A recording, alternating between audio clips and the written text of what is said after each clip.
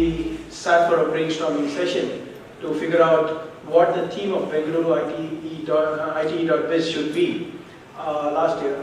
We thought that every time it is very service oriented, service sector specific oriented, and it is high time that Bengaluru comes out of the shell of services and focuses heavily on R&D, startups and emerging technologies.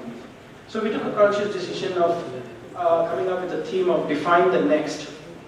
And during the course of the ITE.biz, I had a lot of learning, and that was my first event as a minister, and I think everybody, even on stage and off stage, were meeting with it. So we had to, personally also I had to make an impact. Besides that, we also had to make an impact in the industry, because Bengaluru had to retain their top slot, because we have a lot of competition from our neighbors. And so when we came up with the theme of Define the Next, there was a lot of learning for us in that event.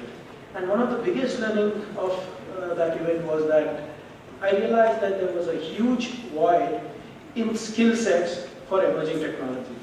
Because there are a lot of sessions that we had about AI, about aerospace, space, IoT, and we realized that maybe it is just not enough if I just have a theme of Define the Next, but I need to implement that Define the Next in true letter and spirit.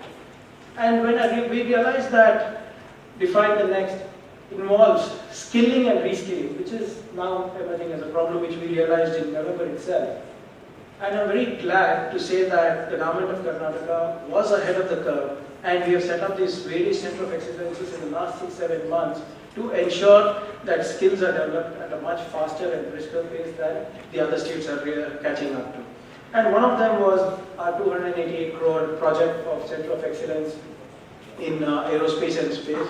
And I'm happy to announce that it is started on July 17th of this year.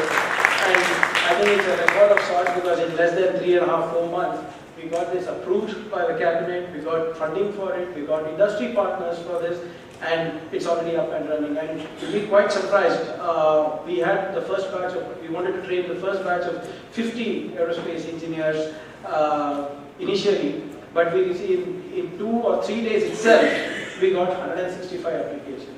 And the response was so overwhelming that we are looking how we can scale up as soon as possible, and we have set a target of trying to train close to around 1,600 engineers by next year end.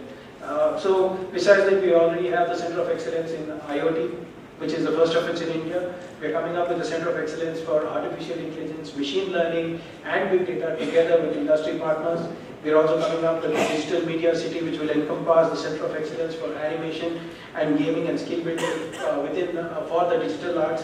And of course, all of you are aware of the flagship institutes in biotechnology, of the Bengaluru Bioinnovation Center or the IBAB, which we support, and there are various things that we do with the IISc for nanotechnology, and also we are also looking at how we can collaborate with Indian Institute of Science. And when Dr. Shaw was speaking, she said, and even when Mr. KK was speaking, he mentioned how it is important for industry, academia and government to come together.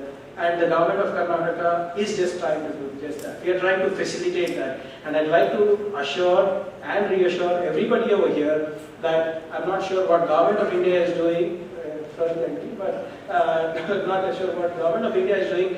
But when it comes to pure sciences, science and technology, there will be no cut of funds from government of Karnataka.